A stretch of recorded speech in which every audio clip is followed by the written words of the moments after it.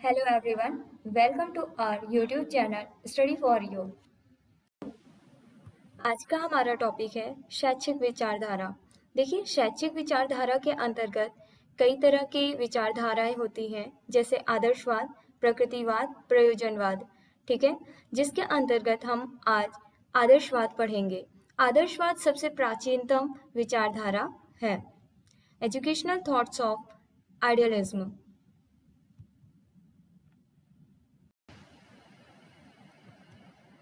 तो हमारा पहला टॉपिक है आदर्शवादी दर्शन का अर्थ। हम यहाँ पे आदर्शवाद शब्द के बारे में पढ़ेंगे। जो आदर्शवाद शब्द है यह आंग्ल भाषा के आइडियलिज्म शब्द का हिंदी रूपांतर है। आइडियलिज्म को ही हिंदी में आदर्शवाद कहते हैं। आइडियलिज्म शब्द की उत्पत्ति प्लेटो के विचारवादी सिद्धांत से हुई है।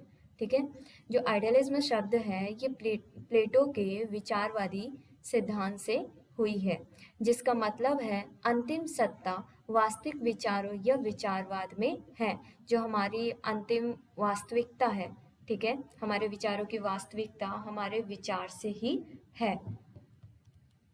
उचित और सही शब्द आइडियाइज्म ही है, लेकिन इसके उच्चारण की सुविधा के लिए एल जोड़ दिया गया, जिसे आइडियलिज्म बना दिया गया। ठीक है, जो आइडियलिज्म शब्द है इसका सही शब्द आइडियाइज्म है, लेकिन इसकी उच्चारण की सुविधा के लिए इसमें एल जोड़कर इसे आइडियलिज्म बना दिया गया। ठीक है, तो आइडियलिज्म ये दो शब्द से बना है, आइडिया और इज्म। आइडिया का मतलब होता है विचार, इज्म का मतलब होता है वाद। आदर्शवादी धारणा के अनुसार आध्यात्मिक जगत भौतिक जगत की अपेक्षा अधिक महान है, क्योंकि यह जगत ही सत्य है, जबकि भौतिक जगत नाशवान व असत्य है। यहाँ कहने का मतलब कि जो आदर्शवादी है, आदर्शवादी धारणा है, इनके अनुसार इन्होंने आध्यात्मिक जगत को अधिक महत्व दिया है भौतिक जगत की अपेक्षा। ठीक है, जो अध्यात्म जिसके मूल में विचार है, अध्यात्म से मन तथा आत्मा का ज्ञान है। अब देखिए, अध्यात्म का मतलब क्या होता है। अध्यात्म का अर्थ होता है अपने भीतर के चेतन तत्व को जानना, उसे अपने चेतन तत्व को जानना, अपने चेतन तत्व को मानना, दर्शन करना, ये सब मतलब कि अपने आप को जानना, अपने आत्मा का ज्ञान होना, अपने मन के बारे में जानना ही आदर्शवाद कहलाता है। ठीक है, अब आदर्शवाद का अर्थ क्या होता है, मीनिंग ऑफ आइडियलिज्म।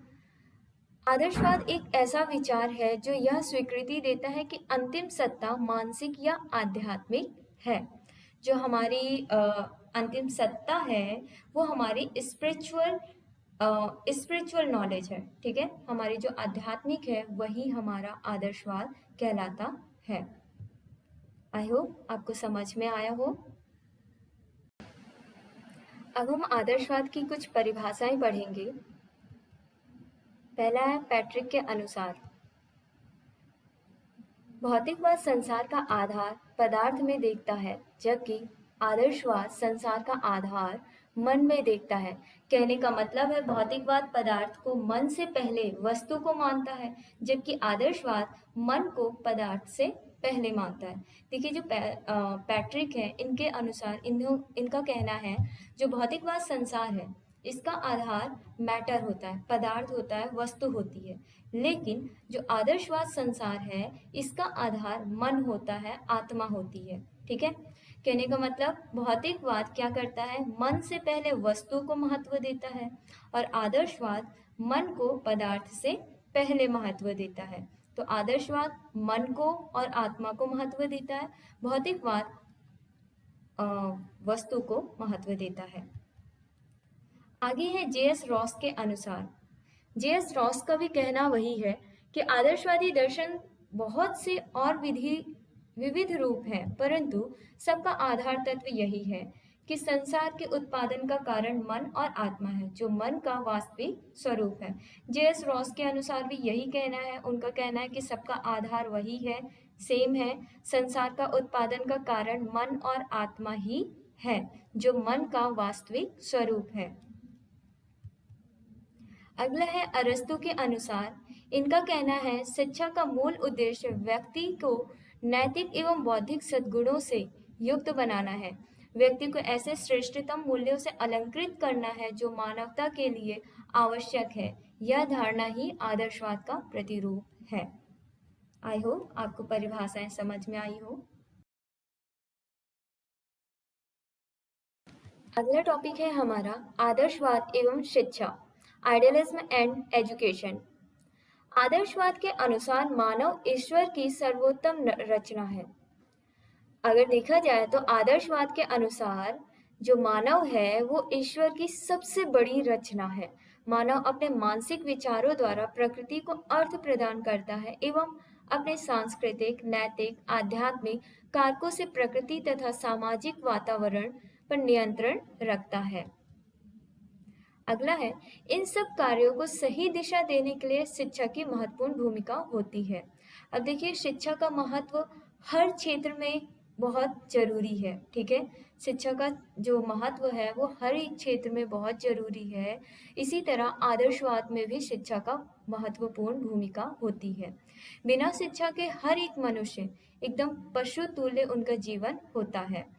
लेकिन अगर कोई मनुष्य शिक्षा प्राप्त कर लेता है, शिक्षा का सानिध्य प्राप्त होता है, तो वह सामाजिक आदर्शों, मान्यताओं एवं मूल्यों की जानकारी प्राप्त करता है और तब वह समाज का एक उत्तम नागरिक बनकर शिक्षा से प्राप्त आदर्शों, अनुभवों को आत्मसात कर एक सुसंस्कृत व्यक्ति के रूप में प्रतिष्ठित होता है।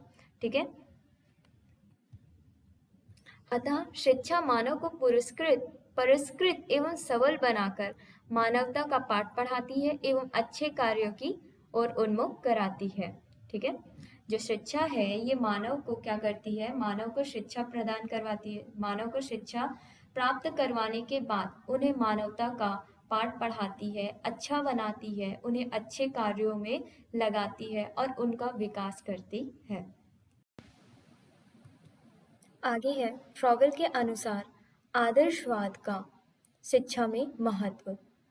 शिक्षा मानव जीवन के सतत विकास की प्रक्रिया है जो भौतिक ज्ञान प्रदान करती है और आध्यात्मिक ज्ञान की ओर ले जाकर अंत में ईश्वर से ऐक्य स्थापित कराती है। देखिए, जो शिक्षा है ये मानव जीवन का एक सतत विकास है, मतलब हमेशा चलने वाला प्रोसेस है। ठीक है, जो कभी अंत नहीं होता है शिक्षा का। ये जन्म से लेकर मृत्यु पर्यंत तक चलता रहता है शिक्षा। ठीक है, जो भौतिक ज्ञान प्रदान करती है, शिक्षा क्या प्रदान करती है, हमें भौतिक ज्ञान प्रदान करती है और आध्यात्मिक ज्ञान की ओर ले जाकर अंत में ये हमें ईश्वर से मिलाती है। अब देखते हैं, अतः आदर्शवाद के अनुसार शिक्षा से आशय उस ज्ञान, अनुभव एवं सद्गुण प्राप्त करने की प्रक्रिया से है जिससे मानव अपने व्यक्तित्व की उन्नति करते हुए ईश्वर की प्राप्ति करने में समर्थ होता है।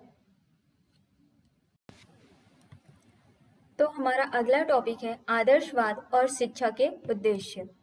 पहला है मनुष्य को मनुष्य बनाना, मतलब पवित्र जीवन की प्राप्ति करवाना। किसी भी मनुष्य के पवित्र जीवन की प्राप्ति करवाना ही आदर्शवाद का उद्देश्य है। दूसरा है आत्म अनुभूति का उद्देश्य। आत्म अनुभूति का उद्देश्य का मतलब है कि हर एक बालक को ऐसा शैक्षिक वातावरण दिया जाए जिससे कि वह अपने आप को समझ सके। ठीक है, अपने आत्मा को समझ सके, अपने सेल्फ को जान सके। आध्यात्मिक विकास करना ही ये हमारा थर्ड पॉइंट है। नेक्स्ट है सत्यम शिवम तथा सुंदरम को विकसित करना। सांस्कृतिक संपत्ति की रक्षा, विकास तथा हस्तांतरण करना। देखिए, इसका मतलब क्या है कि व्यक्ति अपनी अंतर्निहित शक्ति द्वारा कला, दर्शन, साहित्य इन सबको क्रिएट करता है। ठीक है, और उसमें उपयोगी जो भी संस्कृति होती है उसके मूल्यों को ग्रहण करता है। अब उसके मूल्यों को वो ग्रहण करता है, उसकी रक्षा करता है और जब वो उस संस्कृति को समझ जाता है, अच्छे से क्रिएट कर लेता है, तो वो क्या करता है कि अगली पीढ़ी में ट्रांसफर करता है, हस्तांतरण करता है। इससे क्या होता है, हमारी संस्कृति का विकास होता है। तो सांस्कृतिक संपत्ति की रक्षा करना। सांस्कृतिक संपत्ति मतलब कि पारंपरिक जो संपत्ति है, ठीक है, उसकी रक्षा करना। अगला है मूल प्रकृति को आध्यात्मिक प्रकृति में बदलना। फिर है पवित्र जीवन के लिए तैयारी करना। हमारा जो जीवन है उसको किस चीज में तैयार करना, उसको पवित्र जीवन के लिए तैयार करना ही आदर्शवाद का उद्देश्य है। धन्यवाद।